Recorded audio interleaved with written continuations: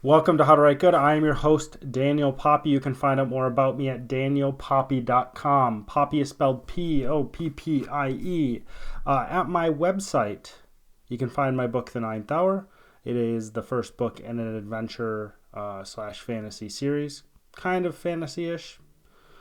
Or if you do not want to buy my book, you can just buy a digital copy, of course, which is a lot cheaper. But if you don't want to buy my book, you can always check out my serialized novel, One Last Toast for Ebenezer Fleet, which is completely free. That is on my website, again, danielpoppy.com. If you want to check out that, you can go to my blog page. On the side, it should say One Last Toast. That'll bring up every single chapter that's out currently. And it also has links to the audio. So if you don't want to buy the book and you want to read the serialized novel, you can always read that for free. And if you're too lazy to read, you can even listen to that as well. You have to listen to my voice, so there's a trade-off, but there's a trade-off with everything. It's the law of mutual exchange or something like that. All right, our word of the week is sycophant. And sycophant is some word. It's often a word that comes up in politics as well. The word sounds like the type of person it describes. So a sycophant is a servile, self-seeking flatterer. And to me, the word fits with how it sounds. It seems like sycophant and what that is sound like if you have a sycophant, that's how the word sounds. I don't know how else to describe it. So I have a little bit of etymology from this. So technically, this word means someone who denounces someone else as a fig smuggler.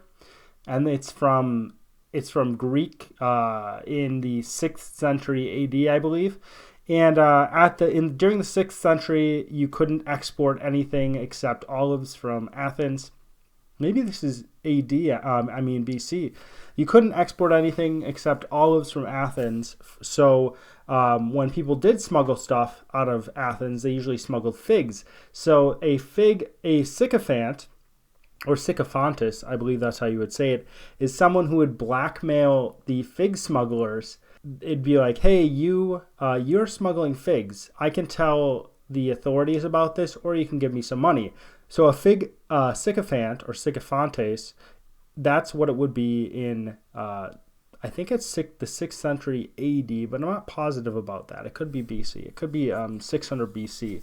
So that's where it comes from. So it's a very convoluted, it's a very specific word for a very specific action. And it continues to be specific, but it's not so bizarre in how it is specific. Nobody probably liked those people who were blackmailing fig smugglers, because I guess people like figs or something like that. But nobody likes a rat. That's probably why it turned into the present day definition. So a servile, self-seeking flatterer, which is exactly how it sounds.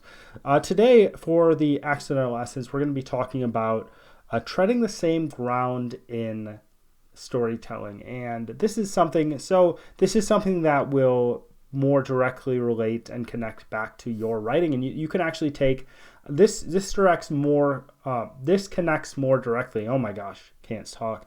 This connects more directly than a lot of things I talk about, but this actually gets into the nitty-gritty of kind of storytelling theory in a way, and it's a specific thing within storytelling theory. And I think that most things I talk about have a similar idea running through them, and this has that similar idea, but I think it deals with it in a little different way, and I think it addresses something specific in writing. It has that idea, but it does it in a different way. It doesn't just, I'm not just talking about taking a different perspective on things. I'm not just talking about taking a break, standing back, getting more experience in different areas and living your life and different things like that. This is directly related to your writing, and this is directly related to things you can do, or you're maybe doing in writing, maybe you shouldn't do in writing, and how you can fix that, which it's not as difficult to fix as you would think. I like rewriting stuff generally better than I like writing stuff, or maybe I should rephrase that. I have an easier time coming up with ideas for rewrites than the initial thing. Now, I do have in-depth information and outlines for what I write. But at the same time, when I come up with those, when I do my rewrites, I'm adding more layers to what's going on. I don't strip everything away unless it's absolutely necessary, and I don't like to do that. But when I do rewrites, I usually just add more layers. And for me, it's easier to take something that already exists and build off of it than to completely rework everything. And this is why a lot of writers say write crappy first drafts, which I would agree with, because most writers are thinking, we're just going to fix it in the edit anyways. We're going to write that crappy draft. We're going to take what we have, and then we're going to fix it later. But today we are talking about, or I'm talking about, one specific thing that is a pet peeve of mine, but I think that it isn't a pet peeve in all situations, okay? It isn't a pet peeve in all situations. It's a pet peeve in one specific situation, which I'll get to at the end. And that pet peeve is stories that are told that make me end where I started, okay? I can get a bit more specific with that. So this is how it would work. You have a character. The character starts in the story. The character struggles. The character progresses. Something happens that that makes the character go back to where they were before, okay? You can see this pet peeve plays itself out in some very big stories, and then some smaller stories as well that aren't as big, but still a lot of people have engaged with them. All these are very big because all these are very big compared to most writers, because most writers aren't ridiculously huge, and these have at least audience across the country, which I think most writers don't have. All right, so The Walking Dead is one story that does this. The Walking Dead, what continues to happen in The Walking Dead is they start to build up, they start to progress, they start to survive better, they start to rebuild society just a little bit. You're not rebuilding all of society in The Walking Dead, and suddenly something happens and they're back at square one. Okay, and I haven't watched The Walking Dead for a while, and one of the reasons I haven't watched The Walking Dead for a while is because this continued to happen, and I'm just like, there's no progression in this story. There is character change, right? There's definitely character change, but in my mind, I was always dissatisfied because though there may have been character changes in the characters, they were always dealing with the exact same thing. Some would argue that they're not always dealing with the exact same thing. I would say that they're dealing with generally they're probably dealing with 5 different things, and they're all dealing with all those 5 different things reskinned. So they're dealing with an outside pressure. If you watch The Walking Dead, they're dealing with the governor in one of the seasons, and they deal with an outside pressure, an outside bad person, right? In some capacity. After they deal with an outside bad person, they deal with their inner conflict of their group.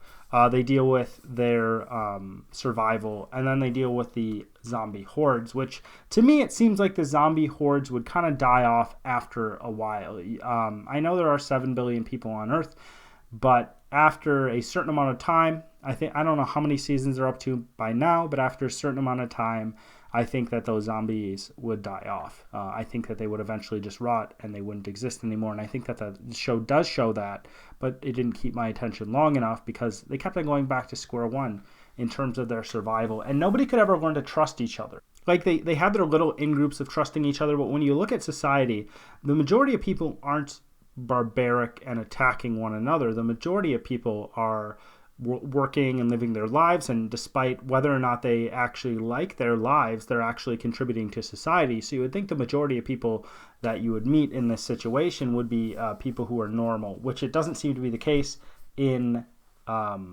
this story. But you might have the argument that since they're dealing with a survival situation, it ups the stakes for everybody, and everybody's going to be more closely guarded with who they are. So that was an issue I had with The Walking Dead. Another story that seems to tread the same ground is the show The 100. And shows do this really often because shows are always trying to come up with more content. They want to stretch that show as long as possible because the more people watch it, the more money they're making, and they don't have to restart. It's harder to start something than continue something that's already going on, right?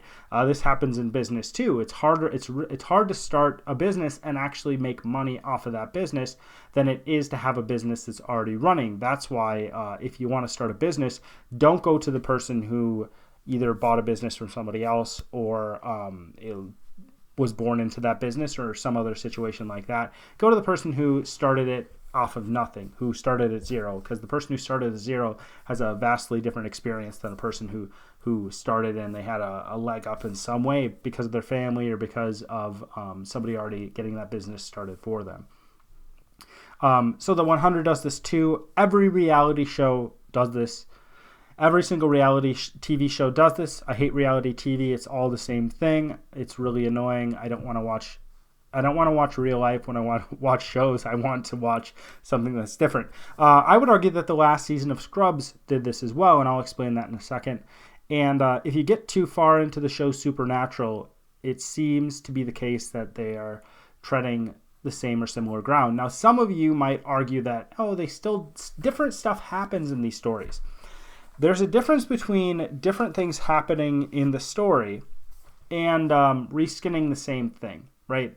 When I say reskinning, think of it like if you aren't aware or aren't familiar with video games, or if you're not aware of products. So if you have a specific product, if I'm selling you Coca-Cola, and and everybody is kind of sick of Coca-Cola. So what I'm going to do is I'm just going to make stuff look different to get you to buy it again, which I think actually soda companies do. I think they do that. I think they make their bottles and they market in a different way to make people buy it again. This is why they have to refresh their ads, their television ads, because they want people to look at Coca-Cola, or Pepsi wants people to look at Pepsi in a different light. They want people to experience it in a different way. They want to rebrand in a way that fits with the culture of the time. Which Coca-Cola seems to be the case that, you have a Coke with everything or whatever. I don't even know what Pepsi's doing. They're like the Bing of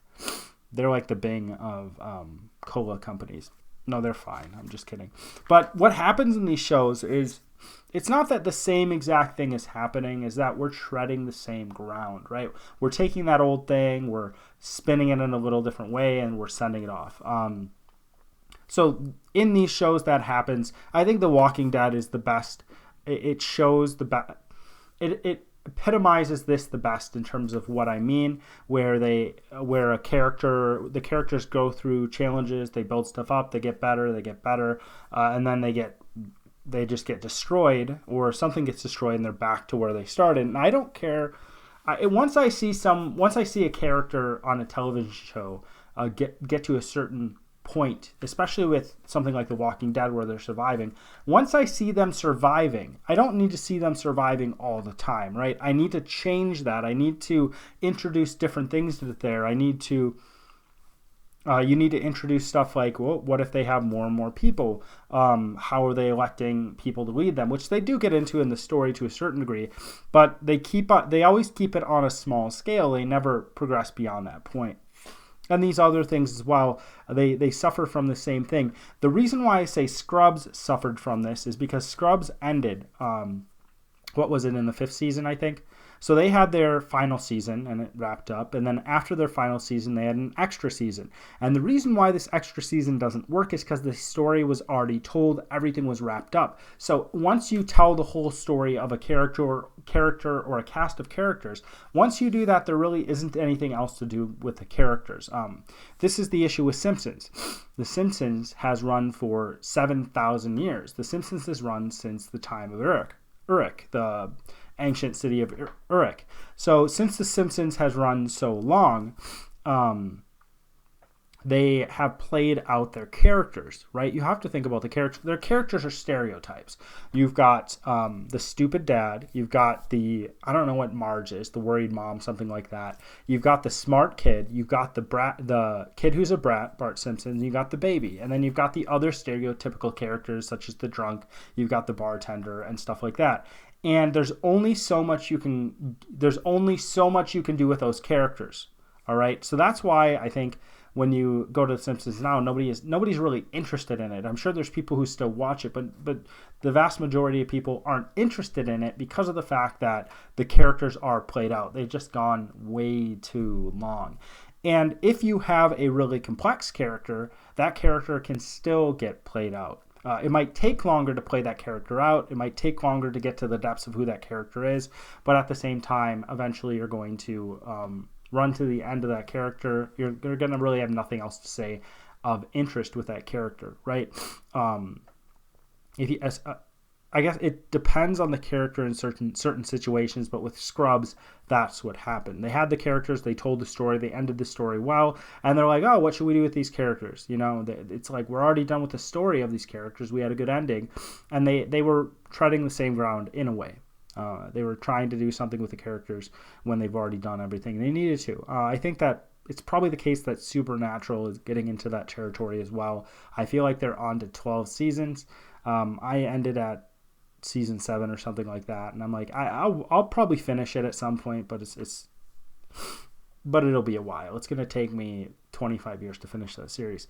But the frustration with this is that the character makes progress and the character is stymied. They go back to that original place.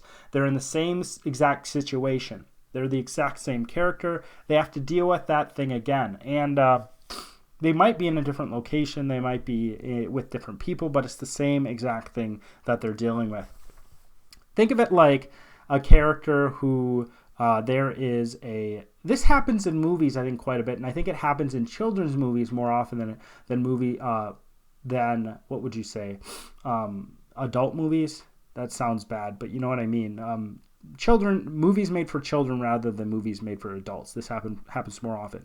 So it would be a situation like the characters are in darkness and one of them spies a flashlight way up on a ledge, and then one of the characters has to climb up to the ledge to get the flashlight, and when they get down, the flashlight works.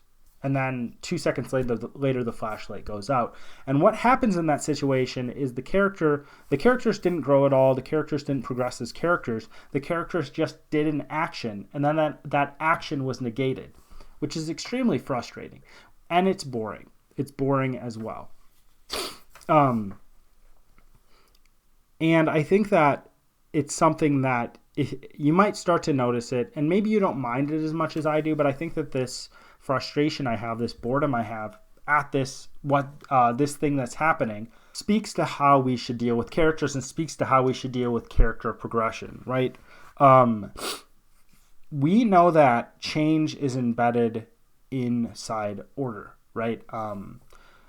You can have constant change, but if you have constant change, it's going to make you go mad. Even if you say, oh yeah, I love stuff when it changes, I love stuff when it's different, I love stuff in constant flux. Well, there's certain things that do remain the same. Well, you remain the same person, right? You're changing very, very slowly. You don't even notice it. Maybe you have enough money to deal with those things that change. Maybe you have a house and that doesn't change. You always sleep at night, or you can sleep at night. Maybe you have a specific order you go through. Maybe you have a specific way you live your life. That doesn't change. So there's change is always embedded in order, right? And when we deal with stories, the change is embedded within the story structure.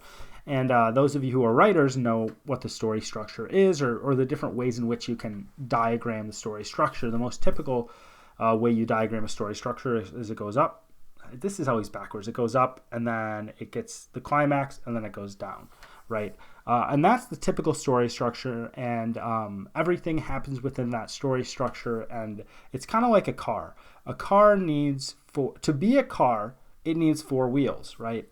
Now there may be some person who's like, well, I can make a car with 1 wheel, but the typical car has 4 wheels, right? It has a body, it has an engine. At the very least, it has to have 1 wheel. Maybe we can figure out a way to make a car with 1 wheel, but it needs a wheel at the very least. But it rolls. It moves on wheels. It has an engine. It has a body. It has seats, because humans have butts, so therefore we need seats to sit in when we're in our vehicles, or we need couches if vehicles start to self-drive. So we need somewhere to put ourselves, and that's kind of how a story is. We can change the color of the tires. We can change, like I said, we can take out the seats, we can put it in couches. We can even make the steering wheel square. We can make it a steering square. We can change certain things in the engine. We can make it a car with turbo or not with turbo. We can make it a stick shift. We can make it a automatic and different things like that.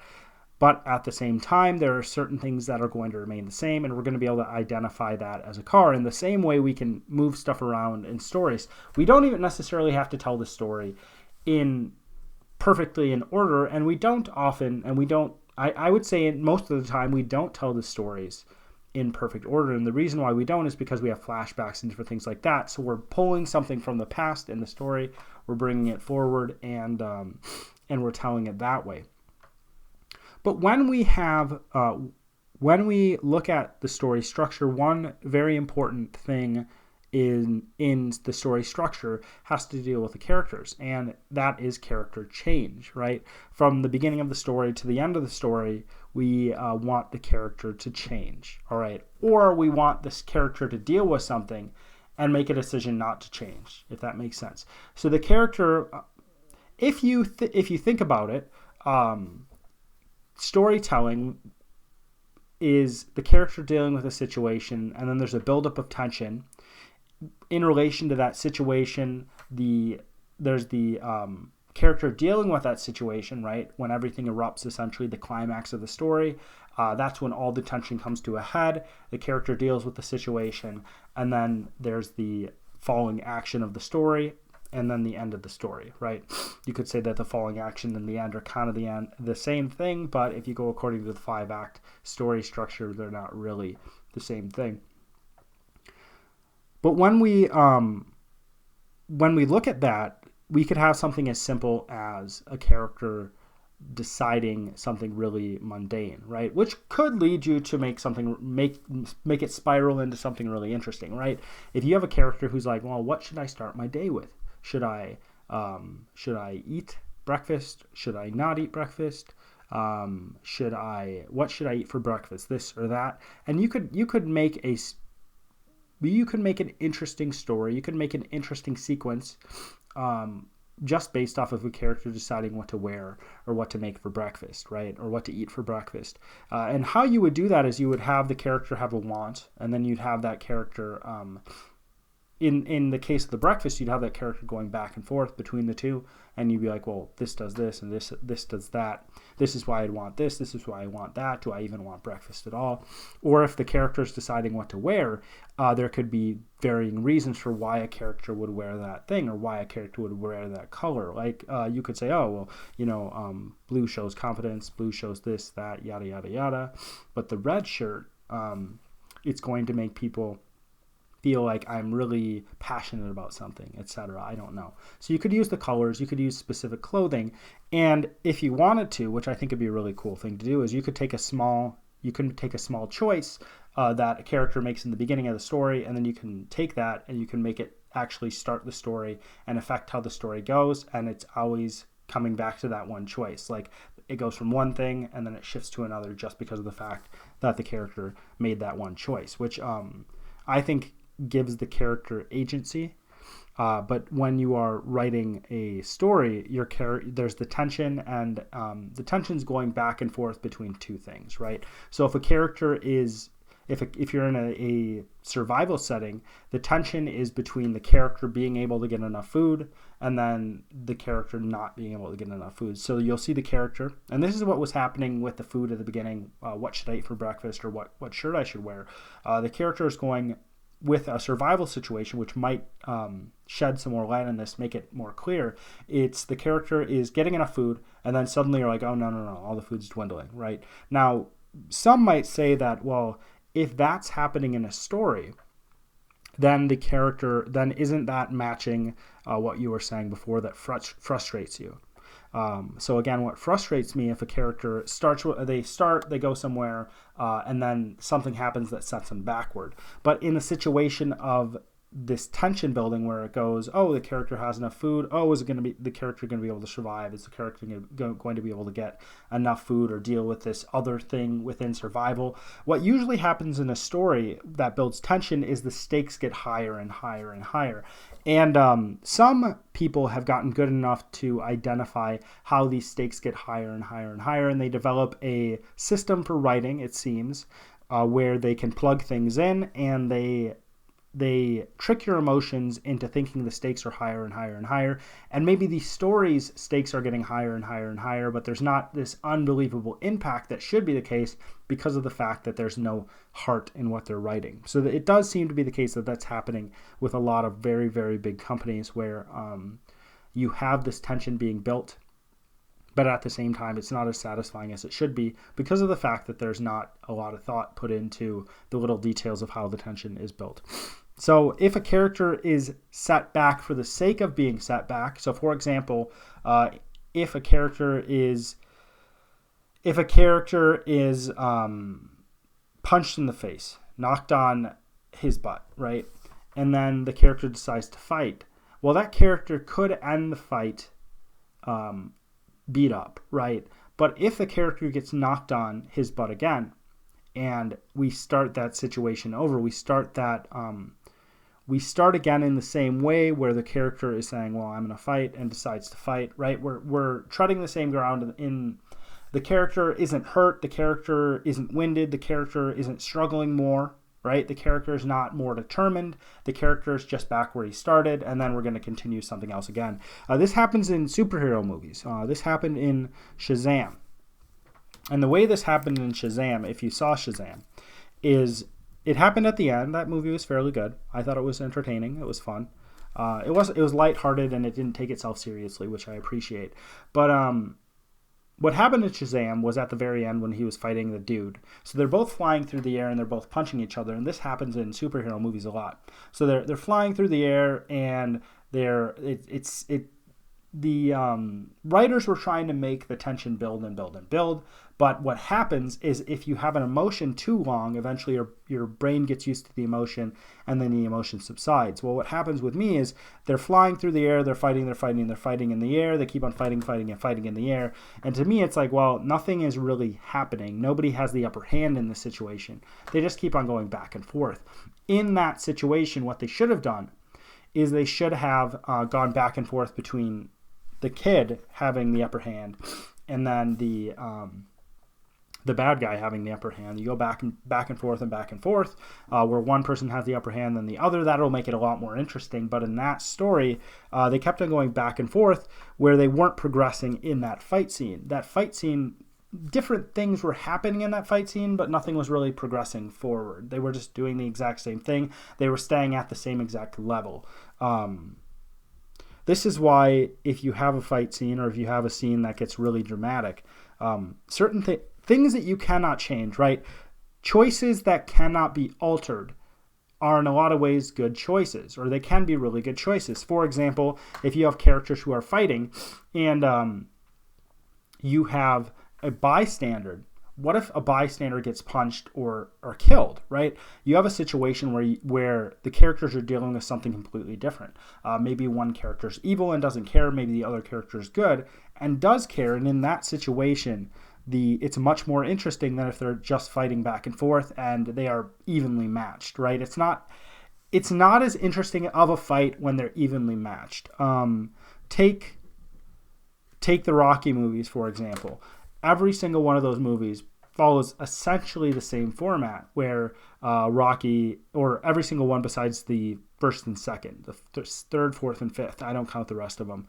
The third and fourth follow the same format. I guess the first and the third and fourth do too, where he gets beat up and then he comes back and then he wins. But it wouldn't be as interesting. Those movies would not be as interesting if he did not get beat up. If it was like, hey, I could lose. If there was no chance of him losing, it wouldn't be as interesting. If he matched the other boxers in those movies, the tension in the fights would not be as interesting, right? If there was no point where he was struggling in those fights, where they had the upper hand, that the tension would not be as strong. And the tension wouldn't be as strong because we wouldn't understand, oh, this guy might actually lose. And when he does win in certain movies, it is more satisfying because of the fact that he overcame that and he got the upper hand on that guy. And really, in those movies, the climax of those movies technically is the end of the fight, but the climax in terms of the audience is as soon as you know he's going to win. As soon as you're like, yep, he's back and he's going to win. That's where that climax comes in. in those movies, it's not the case. At least I watched them recently because I wanted to see if they held up. It's not the case in those movies that the characters are being set back just for the case of being set back. In the movies themselves, right? If you go across the whole entire Rocky series, the old ones, it seems to be the case they're treading a lot of the same ground. But if you, there are certain things that do change. If you go back, it seems to be the case that they're treading the same ground, and it could get boring. But at the same time, they do have character change within there, which brings me almost brings me to the point I'm making and how you should approach treading the same ground. But yeah, it's just a big frustration to me. And when I run into a situation where a character's like, well, they're in the exact same situation, they're the exact same person, it doesn't really matter that happened, right? When you run into that situation, it's kind of like, oh, you're in a video game, you're playing a video game, you get really far, and then you lose all your progress. It's really dissatisfying, and you don't really want to finish it. And that's the emotion I get every single time I run into this. I'm like, do I really care that much to finish it if they're just going to keep on pulling the carpet from under my feet and starting me over where I was before? And part of me is like, I don't care as much about the story just because of the fact that happened. Like I said, it does seem to be contrary to that back and forth nature of what's happening, where one person gets the upper hand, then the other, then the other, then the other. But like I said before, the reason why that's important is because the stakes keep on building. And this is why you need to start your stakes lower. This is why, especially if you're writing a series, your characters should not be accomplishing much at the beginning of that series. There should be minimal things that happen, and then you should build up your characters extremely slowly. This is why I think that if you're writing a series, maybe you want to know what's going to go on in the end. I think that J.K. Rowling actually did a good job with this in general, because her characters, it does not seem to be the case that we are regressing in terms of the threats in the stories. I think we're actually building the threats in the stories every single book. Some writers regress in the threats, and I've read that before. I was reading a fantasy series. I'm not going to badmouth it. I'm not going to say what fantasy series it is, but what happened is essentially the worst that could possibly happen. All the tension built in the first book, and then after that I read a couple more books, and I'm like, I don't find this as interesting. It was not the Wheel of Time. The Wheel of Time doesn't have a tremendous amount of tension in the first book from my reading of it. A character can have setbacks. That's the whole point. A character can have setbacks. A character can even end where they were before, right? They can even end up where they were before, but a character, you actually have to have real character change if this is going to happen. You have to have, because the characters are changing, the situation changes, if that makes sense. So as you grow as a person, and if you're struggling with something, you don't stay at the same spot. That would be unbelievably frustrating if you always stayed at the same spot, if you always stayed at the same level. So if you are deciding that you want to start working out, or if you decide that you want to pick up a hobby, right? If you want to pick up tennis, or if you want to pick up painting or something else like that, drawing, and you try and try and try and you never get anywhere, you're going to be frustrated. But if you try and try and try and you actually make progress, you may end up painting the same thing 20 times. But every single time you paint that, you are making progress as you paint that thing. And this is the antidote to starting in the same, to characters ending up in the same places they were before. The antidote is character change. And the reason why the antidote is character change is because, first of all, the characters are going to react to that situation differently, right? There's going to be more satisfaction from you as the writer and from the readers when they read it, when they realize, oh, the character isn't just doing the exact same thing. This isn't just to fill time. This is actually to show, hey, this character's grown a lot. It's more satisfying for the reader. It's more satisfying for the writer to write, in my opinion. And at the same time, when you change a character, and it depends on how you write, but if you are someone who writes kind of from a character's perspective, when there's a big, huge character change within the character, when you write again, that character is going to be viewing things differently with fresh eyes, right? So if you're someone who decides to learn a lot about film, well, you watch a movie at the beginning of learning a lot about film, and then 5 years down the line when you've made your own movie, you watch that same movie again and you're like, wow, I've never noticed this and this and this and this. You come to it with new eyes. It's actually more interesting because you have more knowledge to see that thing. And you can do that same thing with characters, because people do change. People stay the same, people change. Characters do change, and characters can have some issues that are the same, right? They can still have certain issues that keep on coming up and coming up again, but you have to deal with those issues in different ways because they keep on growing. You have to deal with those issues in different ways because the world is changing around them, right? There has to be some sort of change, and that's the whole point. The change can be in the world itself, right? If you have a character who deals with one single issue, maybe change the world around the character and keep on bringing that issue back in relation to all these different things. So if you have a character who is a recluse, a character is going to interact differently with their parents when they're a recluse, interact differently with their teachers, interact differently with their friends, interact differently with strangers. Maybe someone is interested in them romantically. That's going to be a different interaction. All these are dealing with that idea of reclusivity, but at the same time, they're not boring because of the fact that they're all dealing with it in different ways. We're taking on a different facet of reality when we're dealing with that thing.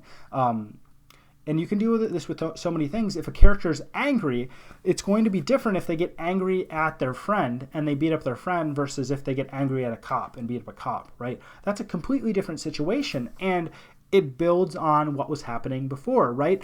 Things are connected. There's that story structure. Stories need to make sense in the logic of the story structure. They need to make sense in the logic of the world you're building. And because they need to make sense, there are certain things that are the same, but there's certain things we need to change to continue that interest, to continue to build that character, to continue to build that tension.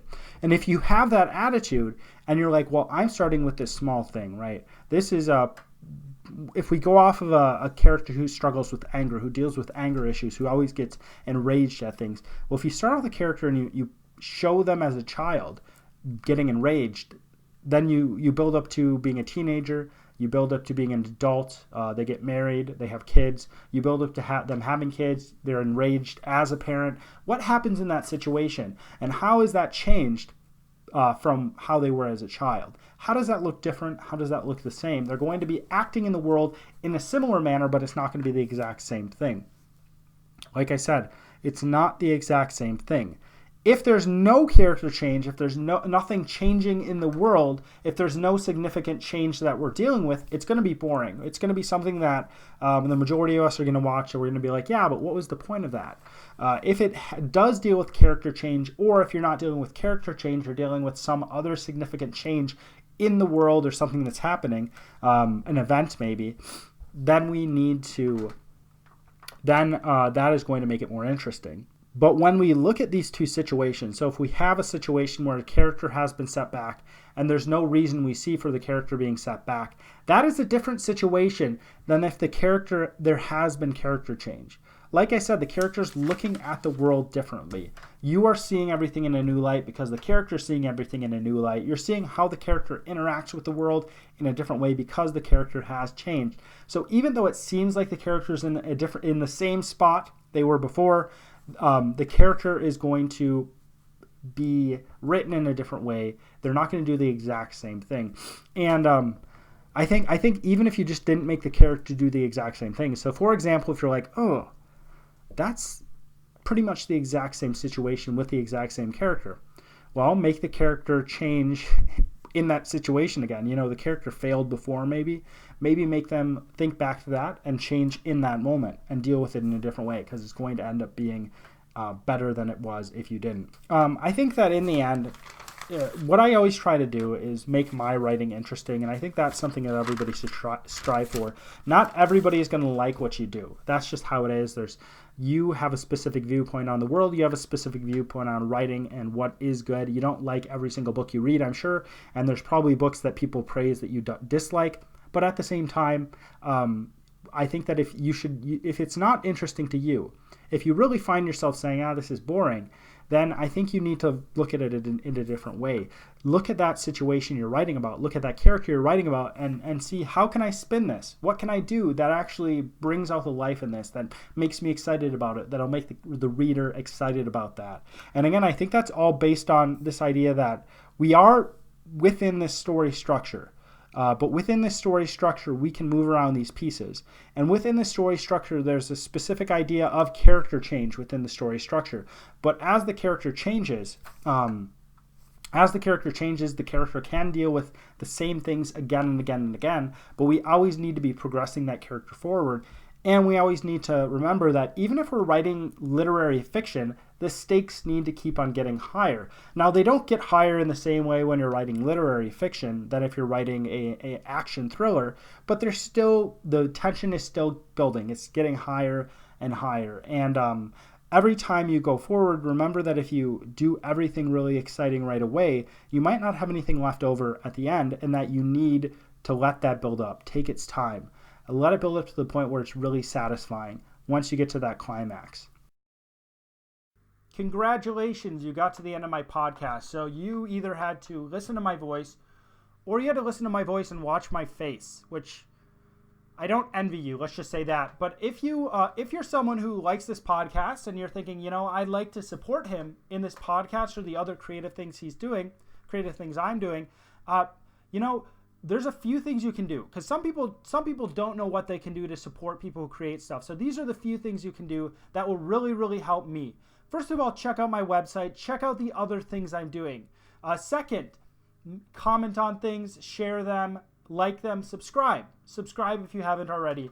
And the third thing you can do is give reviews on different places, all right? So the biggest thing for this podcast is going on to iTunes, giving it an honest review, telling people why you like it, telling people why you hate my voice, why you hate my face, but telling people why they should really check it out, despite the fact that I have so many failings in terms of looks and voice.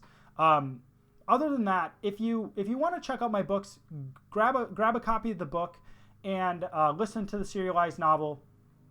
Give digital copies away.